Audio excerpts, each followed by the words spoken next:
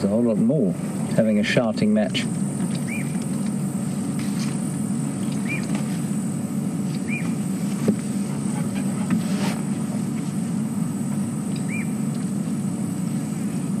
There, that young bull, you can see he made his little head shake at us. We didn't run away because we weren't particularly terrified of him.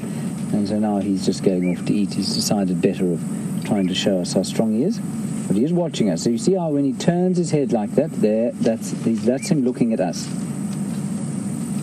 Often do that, elephants, when they're having a little look. They kind of like to pretend they're not concerned.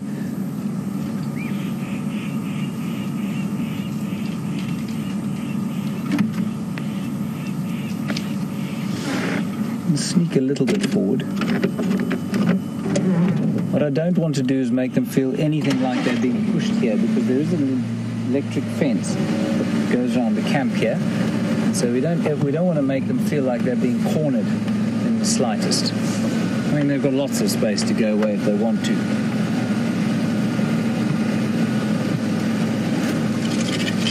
You want them every day as an opportunity. Every time you see elephants, it's an opportunity to try and build some trust with them.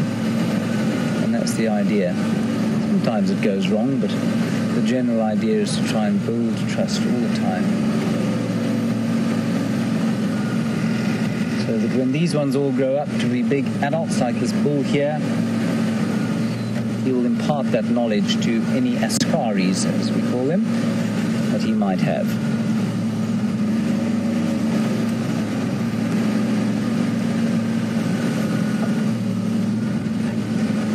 Very slowly forward. He's watching us carefully, and I don't want to irritate him. But you're also not going to get a picture unless I move a little bit further forward. There we go, that's fine. So all the way up here, we've got those elephants who are shouting at each other. Not sure why they're shouting at each other.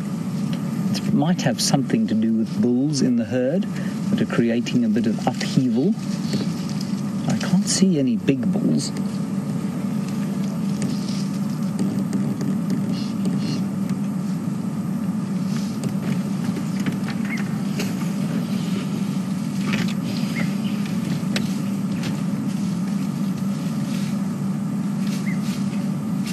we go. You can see them making short work of that jackalberry tree.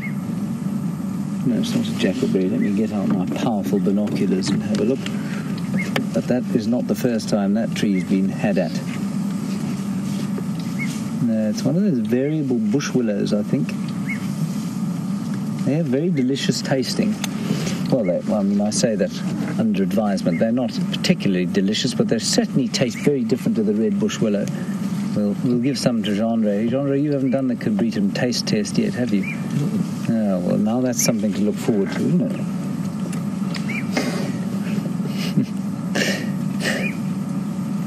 But those definitely taste very different from the red bush willow.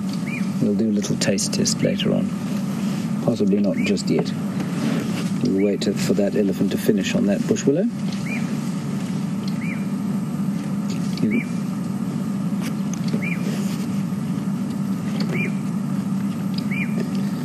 We did have a view of that big cow originally, and she looked like she might have had a bit of a swelling on the side of her belly.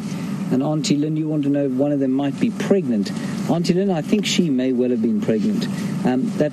Remember, they're not seasonal breeders, so while there might be a slight peak during the wet season, they will give birth throughout the year. So it's quite possible that female we saw earlier is pregnant. There may be one or two other pregnant ones around here, but certainly the first one did have quite a nice swelling on the side of her belly, quite high up, just sort of in front of the hips. That's generally where you'll notice it. So Auntie Lynn, yes, may well be some kind of pregnancy there.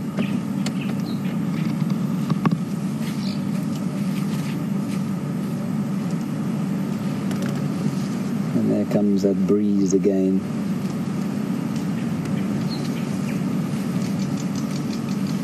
You can see that fence there, and while it's not a particularly wildernessy thing, it is so wonderful that there is a camp here, and the elephants will come right around it. Karula, as many of you will know, our favourite leopard, one of our favourite leopards, 11-year-old female. She likes to actually go into the camp there. She'll jump the fence or go under it, and the nyala jump it, sort of like it isn't there. And so great that you can come to a place like this and basically have nature all the way around you, behaving as it would, or has, for endless millennia in this area.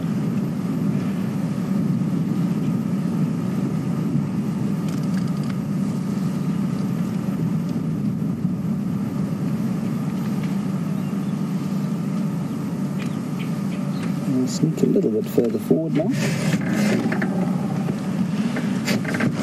Waterhole. There's another big cow there. He's just laying down a little bit of law, having a quick look at us to make sure that we aren't a threat to her charges. And I think she's going to make her way through this, where we were walking around, Jandre and I, looking for Karula yesterday. Look at them all going. I think they're going to head off towards the water. Well, I hope they are, because we sure as nuts aren't going to follow them in there. Not without a bulldozer.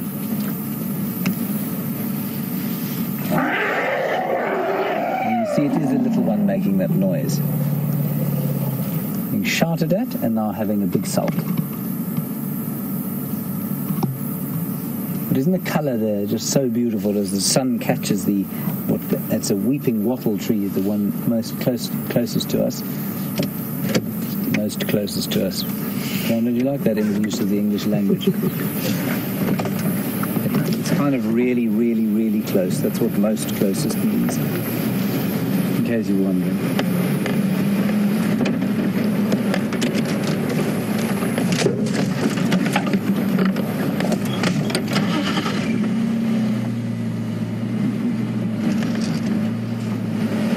So, Pamela, you were saying that the Jurassic Park sounds were elephants and a whole lot of other animals combined. I think you're probably right.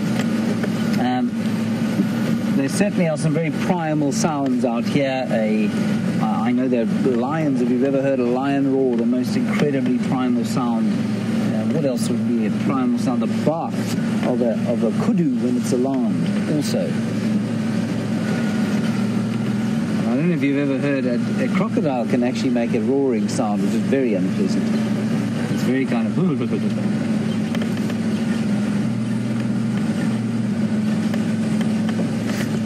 Even buffaloes belching.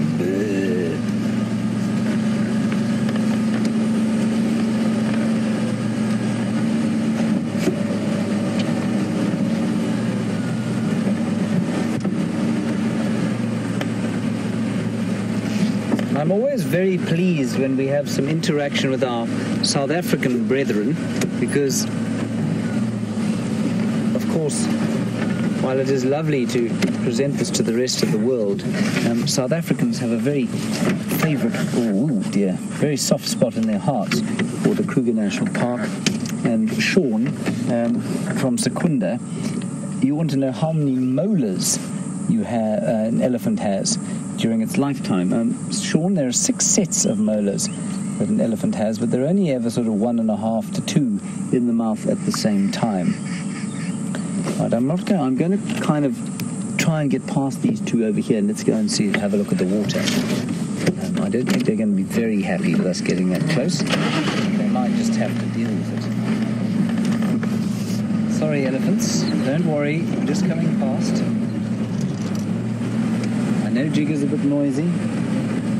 She's much older than you are.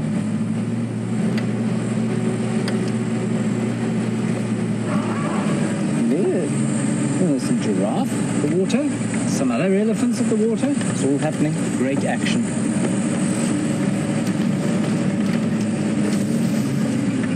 I'm sure there'll be a buffalo bull lurking around here somewhere as well.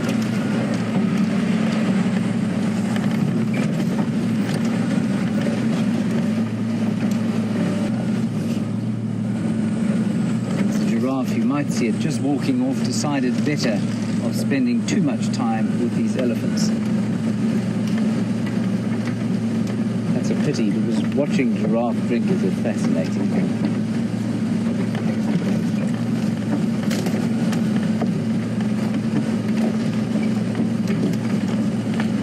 Get into a nice position position where we can watch them.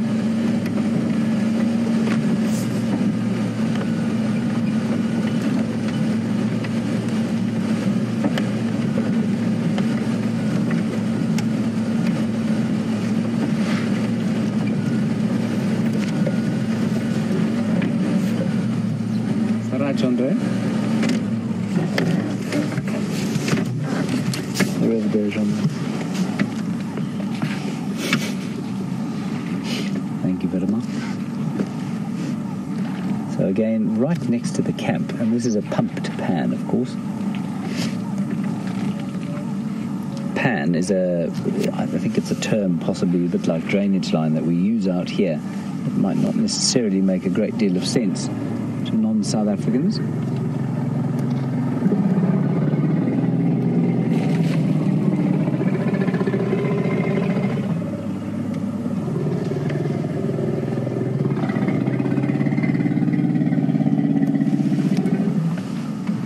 That is amazing.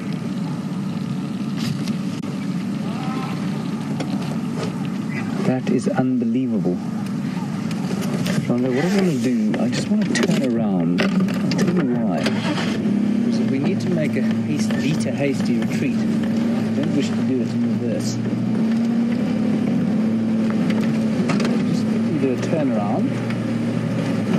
I don't think there's going to be any trouble, but there might be a bit of conflict between these two herds, and what we don't want is for them to take it out on us. There we go, look at that. There's a massive herd of elephants coming now. We're going to move now.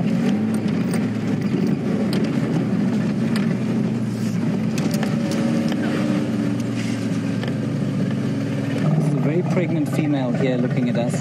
And this kind of angry attitude is brought about by a huge amount of heat stress, not a lot of water around the place. And you can see she's very pregnant, and we just don't want to get in her way. As with human beings, a very pregnant woman, you don't want to get in her way. I'm just going to let the engine run for a little while. Probably be absolutely fine to turn it off, but we're going to be safer than sorry. And there's another reason that they're a little bit upset. There's a very vulnerable elephant with a cut-off trunk. So they'll be very cognizant of how that little one feels with a cut-off trunk. Don't know what happened to her. Let me move around them a bit, Jandre, and then we can get a better view when having a drink there.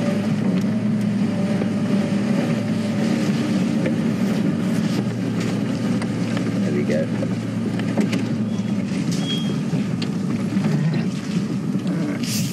So you can see that the conflict that occurred between them is probably as a result of the water. There are other elephants coming from the left-hand side now, so we will need to be relatively careful.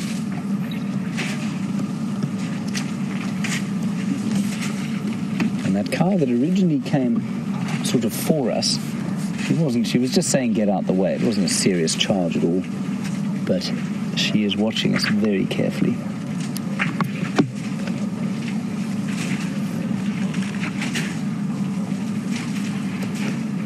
And I was just thinking this, and I'm getting a confirmation from Tara in Final Control that the stumpy trunked one is not one that we've seen before. I definitely can't remember seeing her before, so that's quite interesting. She will be quite vulnerable, and so the rest of the herd will pick up on that and be very protective over her. And you can see those huge bits of mud being flung into the air.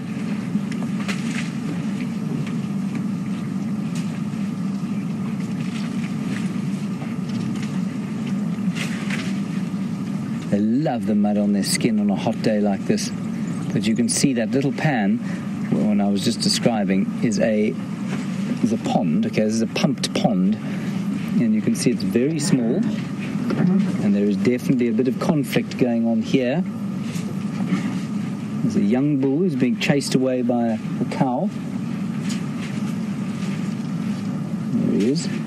That's the female. She's standing kind of on point. She's guarding the herd. And there, that chap there to the right of your screen is a bull that is, he's been chased away from the water, and he's now having a sulk because he's quite thirsty, but he's going to have to wait for everyone else to drink and throw the mud all over themselves before he's allowed to go.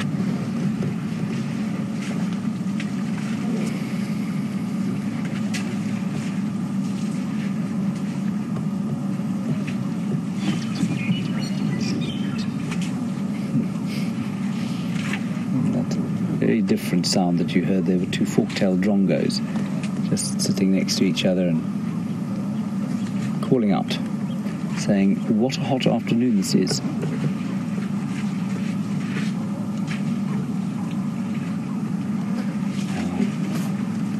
Wonderful.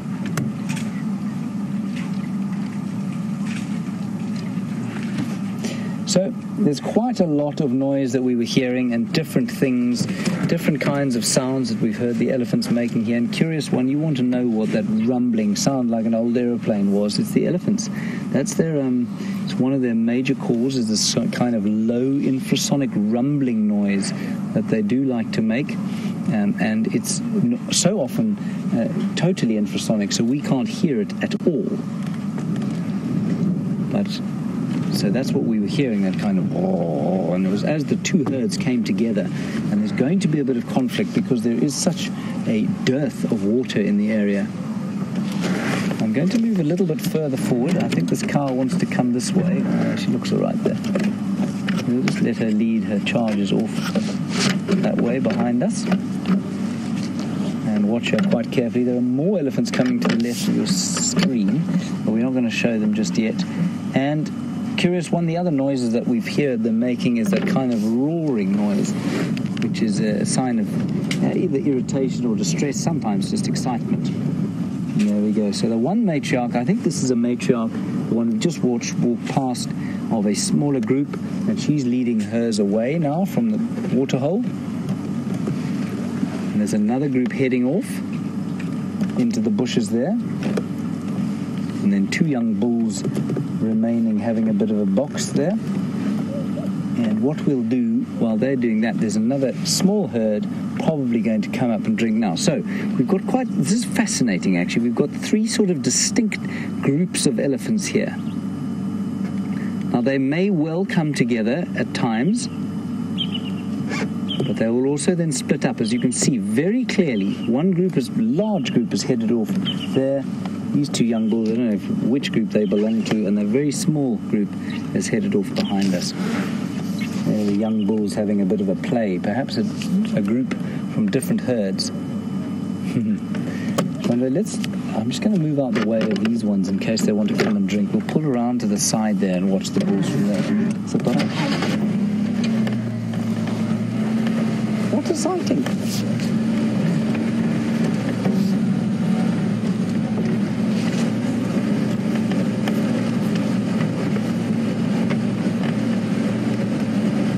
Three young bulls have had to wait their turn, and now they're having a little bit of a drink.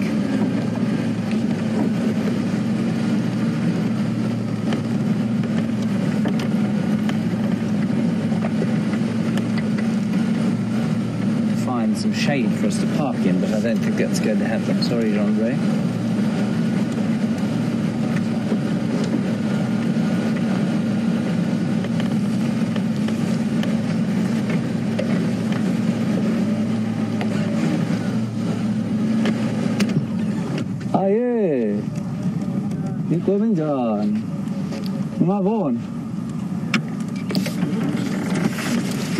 So I was just greeting some of the staff at Gallagher who are having a wonderful afternoon watching the elephants come by. What a perfect place to work, eh? When you can sit on your tea break and watch elephants coming down to drink. So two of the bulls have headed off with the one group to the left of your screen, and that one that you're looking at now has headed off after just the three. That one very pregnant, very cross young female. And now we wait to see if the other herd will come up and have a drink. They're quite a long way from here now, actually. I wonder why they haven't. I'm loath to move, though. I'd rather just wait here for them.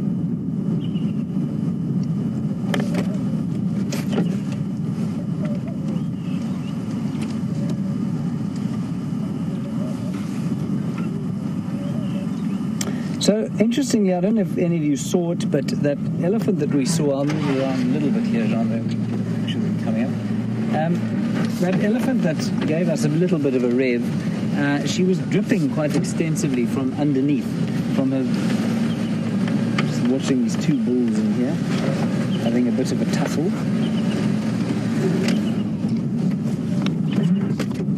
What a lovely way that dust is hanging in the air. The car seemed to be dripping from her vulva, and Laura, you want to know, would she make a noise like that if she was about to give birth or about to go into labor? Yeah, she may well, you know, and maybe that's what that sort of moisture was coming out there. It's perhaps she's just about to give birth, and that's why she was so irritated.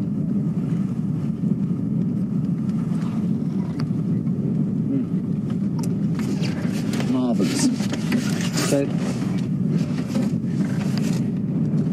Laura, you agree with me, and Marie, you say it looks like maybe she was lactating, and maybe she was most mammals do start to lactate before they give birth. I don't think she's far off. Anyway, the other side here are the rest of the herd, or another herd, and I think it might be worth just sitting here for a few minutes. We've had some pretty good close-up views, so let's just watch these ones and see if they don't come up to have a drink here. The little one will be waiting, you see, sticking his head up like that, just having a look to see what we are and what we want, and we'll wait for the signal, possibly from the matriarch, before she comes up here to have a drink.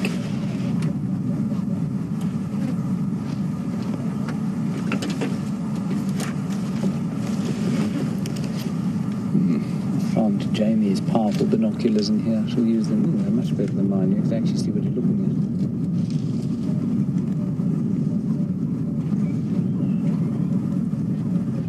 at. Here we go. Here they come.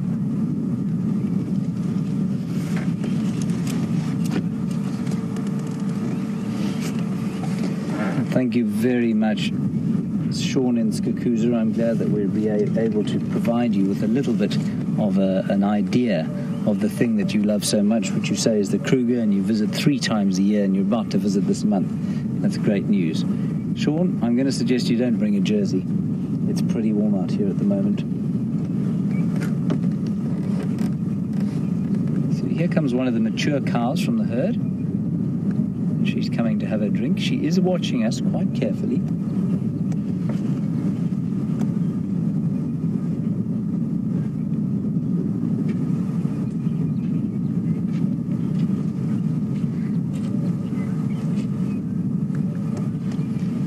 It is amazing how quietly they move.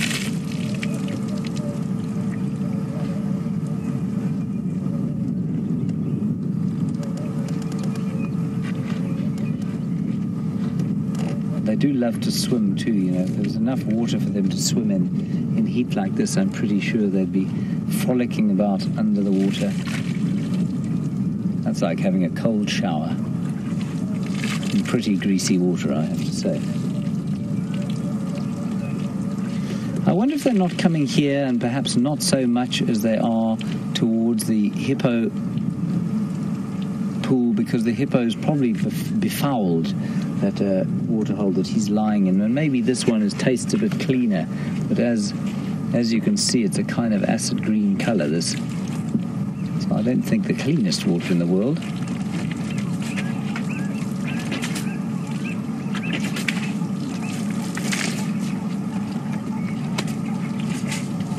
You can see how important the trunk is, and how for that elephant that's got that squaffed or cut off trunk, life's going to be a lot harder than it is for these ones. I think she'll survive okay, but definitely life will not be particularly easy. Now the female saying to the youngsters, just move away a bit here. That's quite interesting. She hasn't drunk anything. None of them have drunk anything. They're just using it to throw over their bodies. So perhaps they've drunk enough today, and they're just using this as a kind of cool down. That's fascinating, actually. I wonder if the rest of them did that. I didn't notice. But maybe the rest of that big herd didn't bother to drink either. Jean-Ray, did you notice whether they were drinking or not? I'm not sure.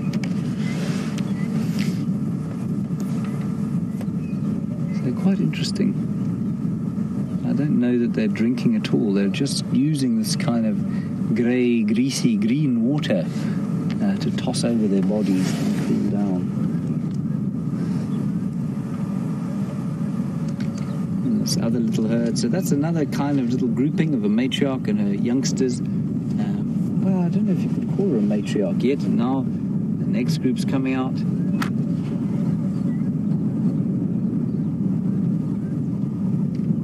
It's just wonderful. Let's see if these chaps come up here. And this looks to be almost the sort of fourth herd that we've come up with. So we had the angry female walking off to where that female you're looking at now was going. The other three that have just left going in a similar direction, and then the big grouping going off to the left-hand side of your screen. There's that calling again. I think you'll find the ones heading off in that direction are probably part of the same herd.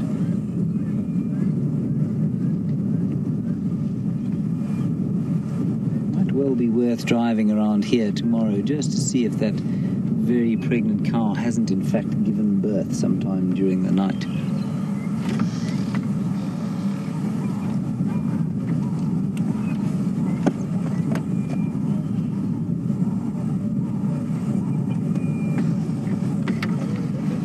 And as the totally cloudless sky would indicate, there doesn't seem to be any rain in the offing now. And Alice in Ohio, you say we're expecting any time soon. Alice, while the meteorological websites that I've consulted don't say that there's any rain, maybe some on Saturday, but a forecast for this area that far in advance is normally sort of no more than 30% accurate. So maybe this weekend, Alice, but otherwise, no, nothing in the immediate future. But that said, we had a hugely cloudy morning today, and there was nothing predicted of that nature in the weather forecast that I looked at. So I don't know if there's going to be any rain anytime soon.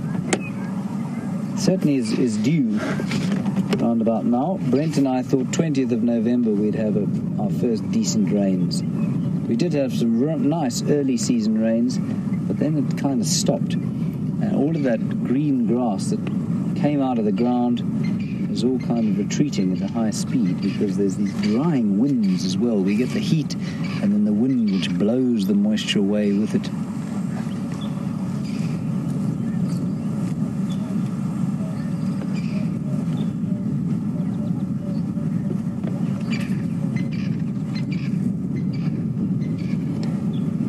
Interestingly, Marie and Barbara, you're talking about elephant birth and how you'd like to see it, and asking how close we could get.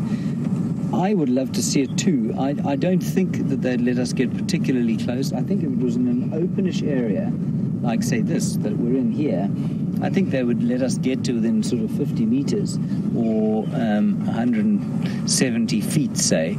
I wouldn't push it further than that. Not so much because I thought there would be any danger to us, but because I think the cow giving birth in that vulnerable state would start to feel rather threatened. But in the thick bush, you see, I think most likely she'll go into the thick bush there, and then I wouldn't go crunching in after her. I don't think they'd let us get very close at all. All right, I think that we should make our way down and around, possibly back the way we came. We've had a marvellous time with these elephants. I'm not sure that these chaps are going to come and drink. Like I say, I think they've been using this sort of green, greasy waterhole here as a stopgap for couth. So they've been throwing the mud and that green, greasy water over their bodies to try and keep the body temperature down. And with this breeze, that bit of moisture on the skin would make a huge difference to how cool they get. Wonderful. There we go. Now, we were supposed to go to Arathusa today, but find out from Jamie where she is, and then I'll make a decision. So, excuse me 1 second. Jamie, do you copy Jamie? I'm hailing her on this radio. You will not hear her speak. She is speaking into my ear. Magic, that. Jamie, what is your route?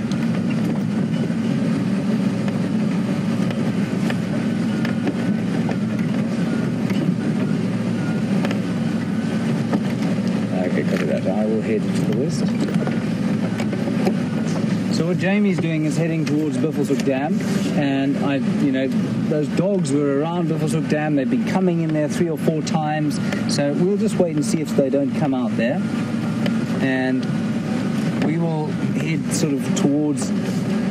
we'll head a little bit towards Arathusa, and we'll also head towards where Scott was tracking the leopard, Karula. See if we don't get lucky there.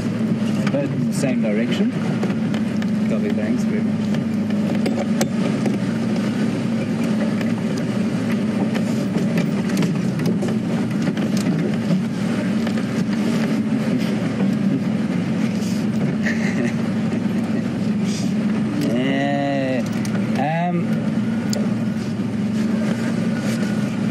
So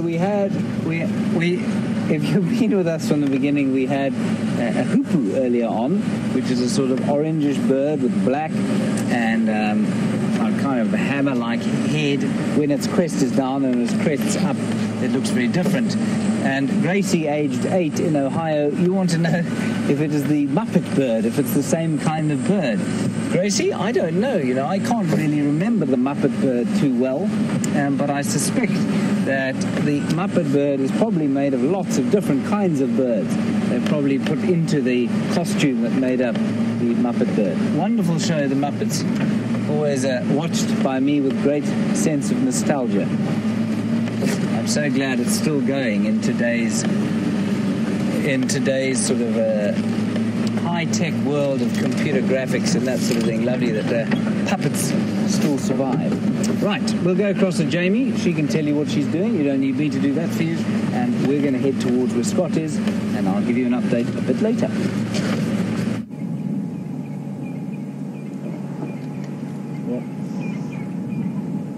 We were discussing, just before we headed back across to James, about that dwarf mongoose with the white face.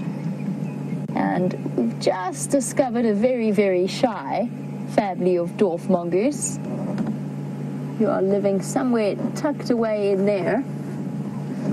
I'm hoping that curiosity might get the better of them and they're going to pop their heads out.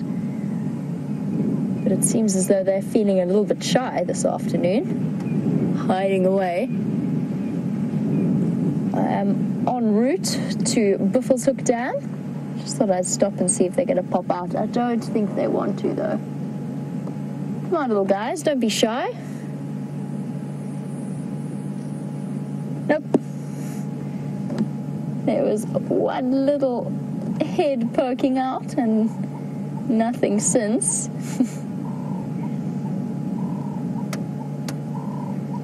I know that if we sat here for the next 15 minutes or so in absolute silence, they'd probably come out to investigate. Oh, I can hear them. I can hear them chirping to each other. They're just being very camera shy. I think this wind also has something to do with it. Oh well, it was worth a try. There was also, when we came around, there was also a red-billed hornbill, but he's also not feeling like being on television this afternoon. It's very, very common. I've spoken about this before, but it's very common to see dwarf mongoose and hornbills together.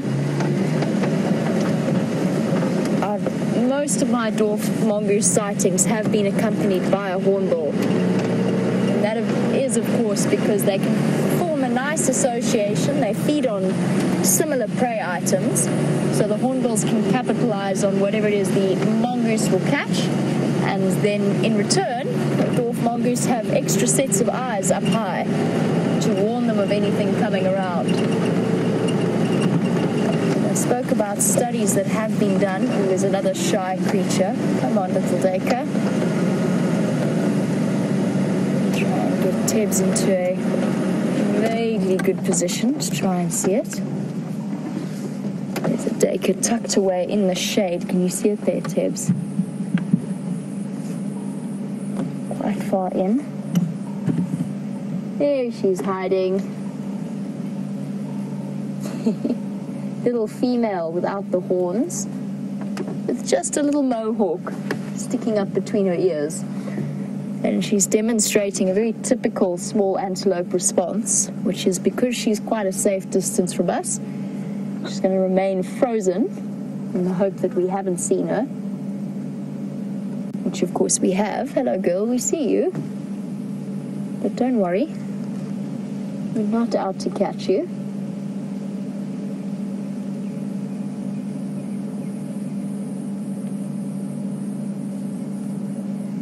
See that blaze of black down her nose as well.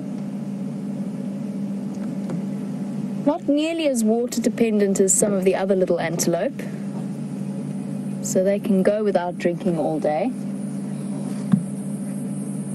I think it must be a very scary business at this time of year, trying to head down to a waterhole.